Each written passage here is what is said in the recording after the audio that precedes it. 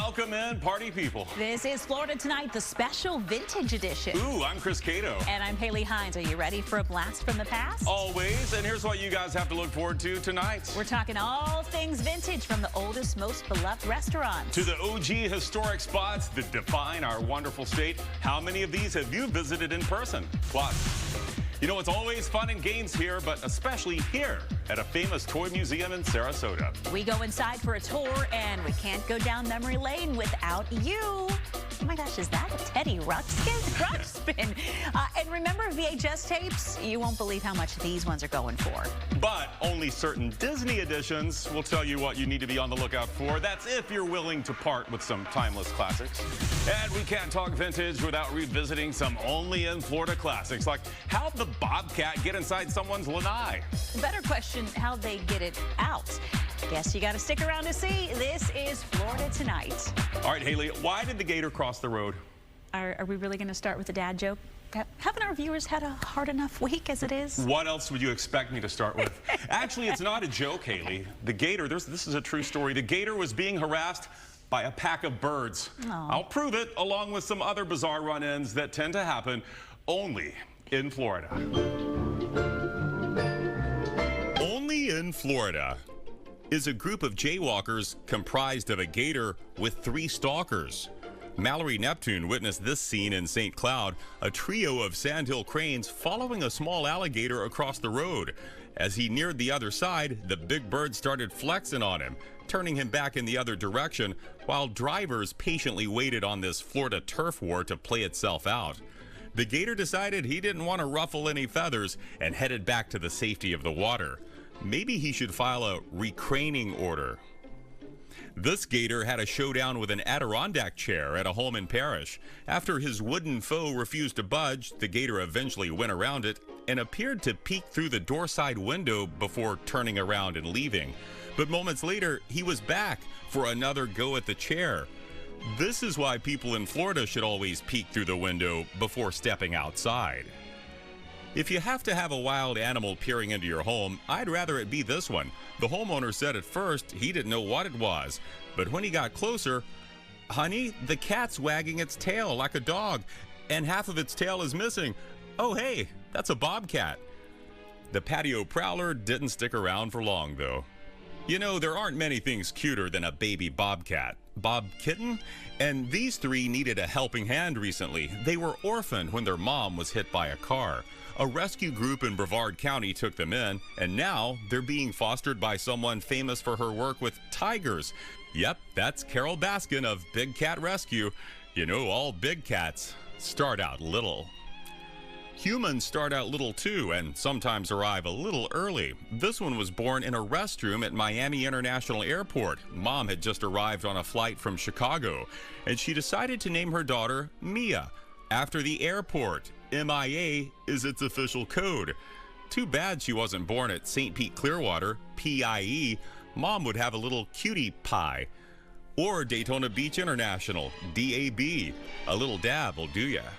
A college student who flew to Tampa went viral for her unusual choice of checked luggage. And they're like, we'll give you $20 if you check your pool noodle. And I was like, okay, $20. Like, I'm in college, I'm broke. Taking that bet from friends, Sydney Fowles checked her bright blue pool noodle for the flight, and the Southwest crew didn't bat an eye. Sydney documented the noodle's journey as it was loaded onto the plane.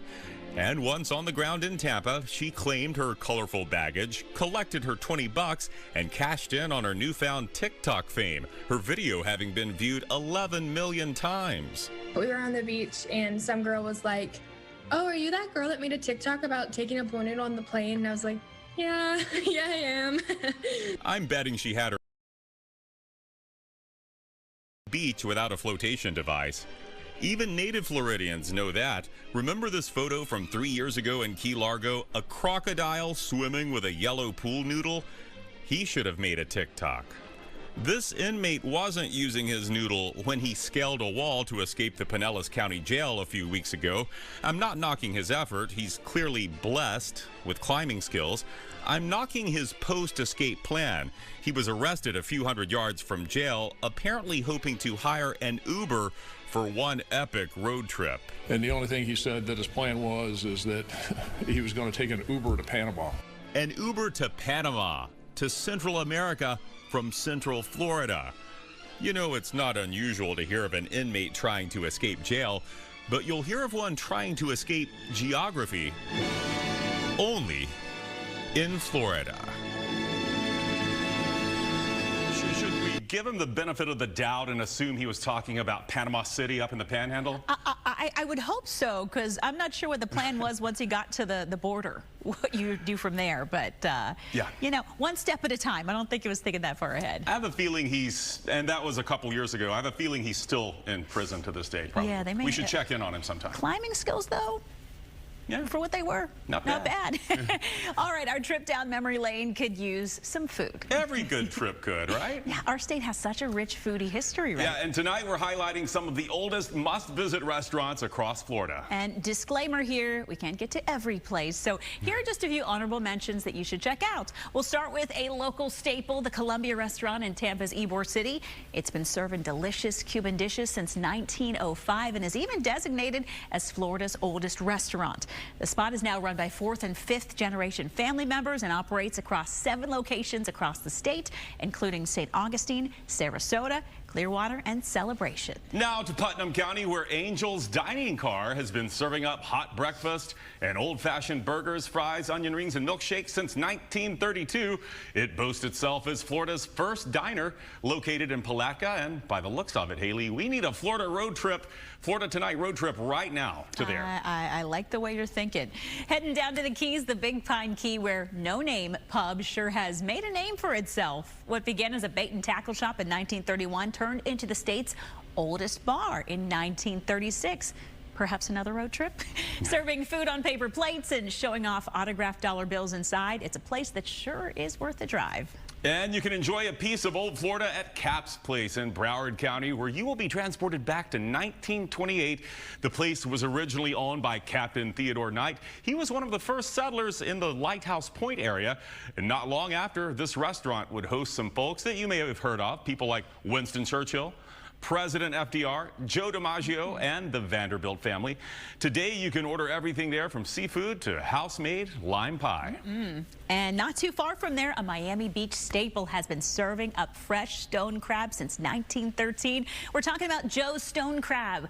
What originally started as a small lunch counter offering top-notch fish sandwiches grew into an iconic upscale restaurant run by 5th-generation family members.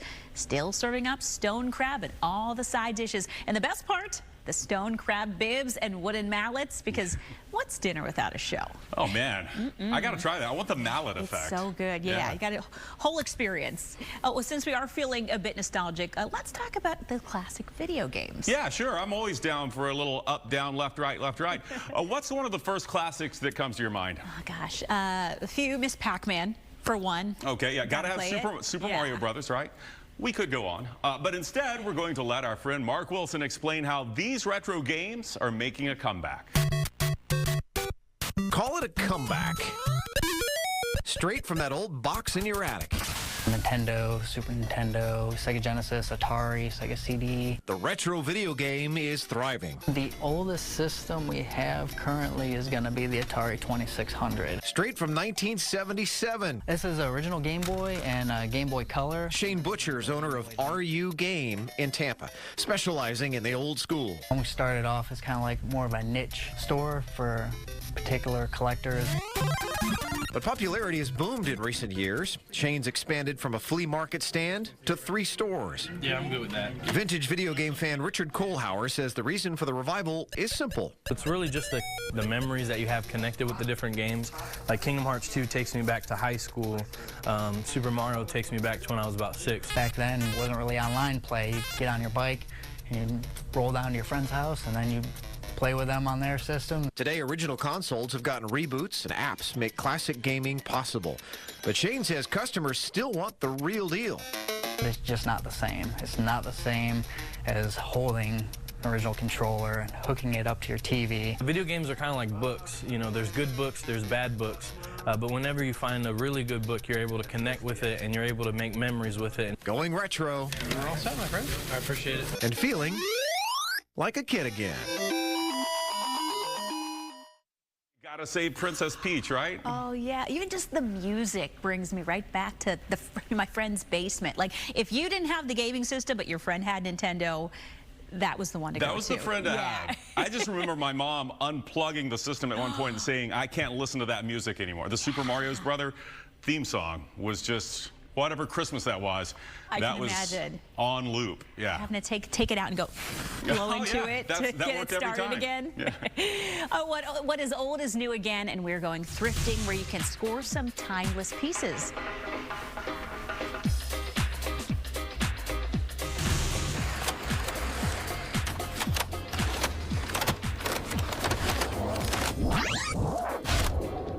Wow, is it just me, or are we getting better at this AI animation thing? I wonder what animated Haley and Chris would look like. Maybe we'll see. Still ahead, are your old Disney VHS tapes worth something? Maybe close to $1 million bucks? We'll find out.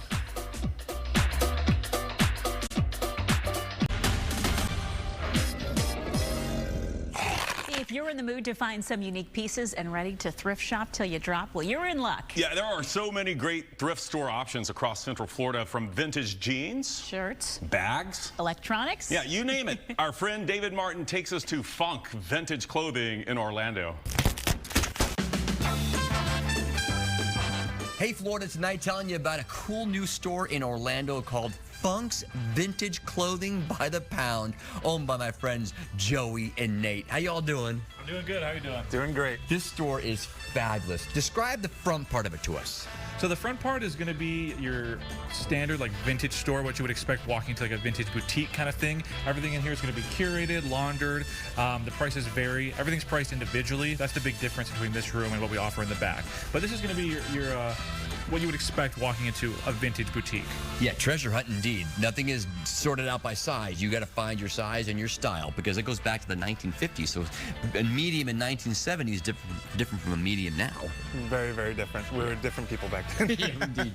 But in the back of the store, the second half, that's where you're making headlines. It's buying clothing by the pound. Describe that for us. It's a lot of fun. You can go crazy, pick out as much clothing as you want. When you're done, you just drop it all into one big scale, and then it displays the price for you and weight. It's pretty cool. And that comes out to $7 per pound. $7 per pound. So you can get maybe 3 or 4 t-shirts for 10 bucks. It's a great deal. And once a month on a weekend, you do something called Fill the Bag. Fill a bag. What is that? Yeah. So fill a bag, rather than buying the clothing by the pound, you buy it by the bag. So it's going to be $15 per bag. And once you have this bag, you fill it up with as much as you possibly can. And then you're good to go. For $15? For $15, yeah. I mean, it's almost, you're getting over 50% off what you'd be buying just coming in on a normal day spending $7 a pound. You could be getting 70% off, you know, the by the pound price for the fill a bag events. And the clothing here is excellent. These two make sure that they're not putting junk up on the shelves or hanging out here. Absolutely. You're experts. Yeah. Our quality control is top tier. We go through it, and then we go through it again, and then we wash it, and then we check one more time. New clothing comes here. New retro clothing, new vintage clothing comes every week. So stay abreast of their situation on their Facebook and their Instagram. We can find you where? Funk's Vintage on Instagram, Facebook, and here in store at 2615 South Street, Orlando, Florida. Open every day except for Monday. This is Funk's Vintage. Boys, congratulations. I think it's fantastic. Thank you so much. We'll send it back to y'all in the studio. I need to go explore. I know, that's a place you could just get lost for hours. Just like, oh my gosh, I remember that. Just try not to buy everything. We could have a different outfit for this show, like a whole new wardrobe for the next month or so, right? Idea. We'll have to check the budget. Well, from vintage clothes and accessories to toys. There are just some things that take us right back to our childhood, like the Big Wheel. Yeah, or maybe G.I. Joes. Or Care Bears. Oh, what about that electronic game, Simon? Remember that one? Simon, yeah. So many good ones. And even older toys can be found at the Sarasota Vintage Toy Museum.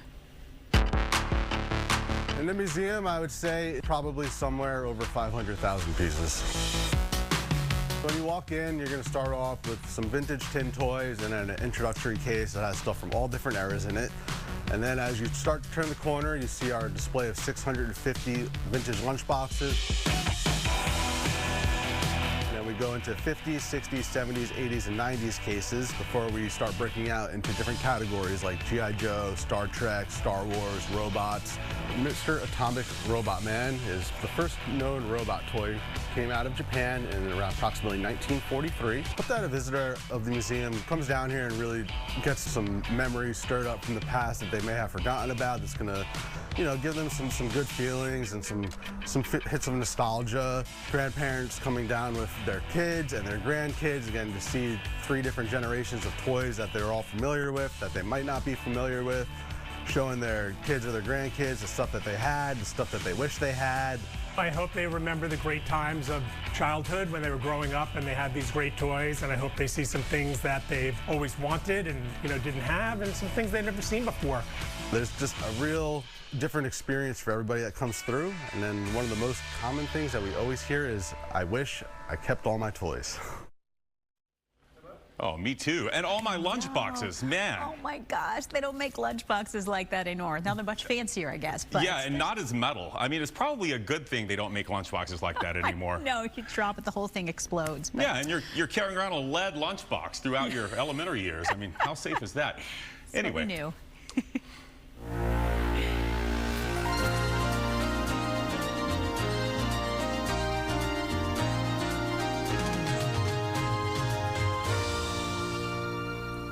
The nostalgia that comes with putting a classic Disney VHS into the VHS player and hitting the old play button.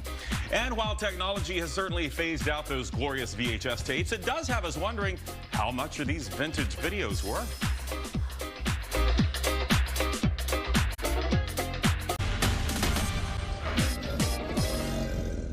Welcome back, and let's go back a few decades, shall we, when the best movies came in physical form, copies that you could rent or buy, and they played on these wonderful machines. There, we're getting some help from Chomp there. A VHS player, yeah. Wow, I don't see many of those anymore. Before technology phased them all out and introduced us to DVDs and eventually streaming. What a time to live in. But for those of us who still have the VHS collection, what do we even do with these? Some might argue they're worth a pretty penny, but others say just hold on to the nostalgia. For most, Disney sparks wonder, joy, even nostalgia. But for others, it's all about the green and the idea of cashing in on some of those vintage VHS tapes. Some of the movies like Beauty and the Beast, Aladdin, Cinderella, and many more tapes are being listed for thousands of dollars online. Beauty and the Beast in its original condition, I saw it on eBay for $35,000. Disney expert Michelle Atwood believes collectors will in fact pay the big bucks for VHS tapes on auction sites. There's collectors out there that, just want to get whatever they can because they'll hang on to it. It's an idea Atwood says was inspired by the Disney Vault, a marketing device to withhold their most profitable films. So it kind of caused a frenzy for people like, oh my gosh, I'm never going to get this movie again if I don't get it by the time it goes back in the vault. And they did this for years because it created that fear of missing out a little bit. But not everyone is convinced the tapes are selling for high prices. Founder and host of WDW Radio, Lou Mangello, says just because they're listed for that price doesn't mean people are actually buying them. Parents will sometimes go, rummaging through their kids' closets or their basements or their attic, trying to find these tapes, thinking that they have a treasure trove and there's a high value on there.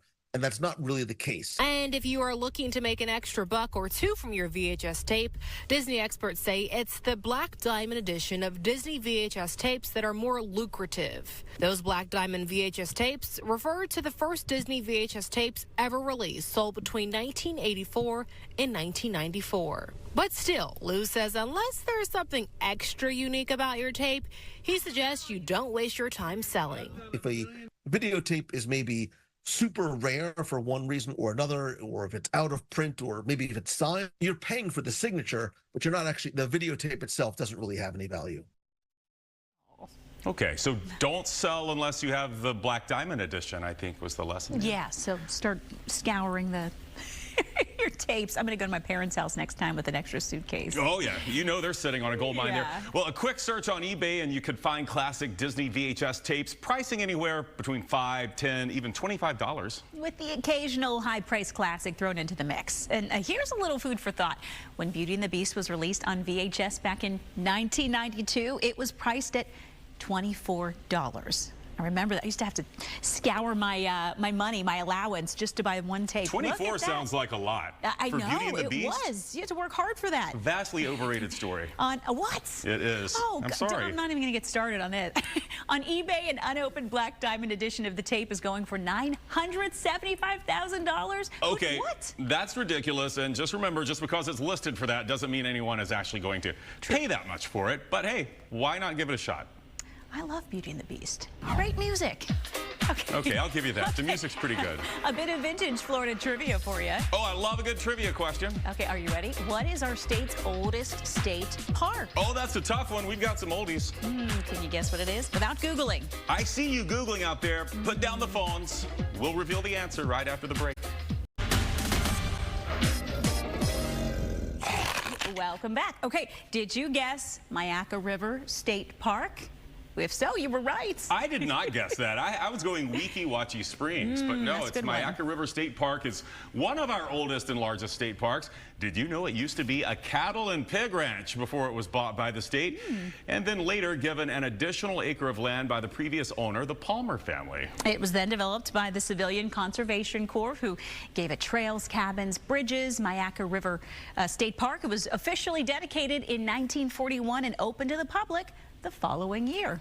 Man, there you go. If it still had any pigs or cattle around these days, they wouldn't last long because there are some massive alligators at Myakka River State Park. They're having a good lunch out there. Pork. All right, yeah, beef. All right, thank you guys for watching our special vintage edition of Florida Tonight. Be sure to follow us on Facebook and on Instagram at FLA Tonight. Take care.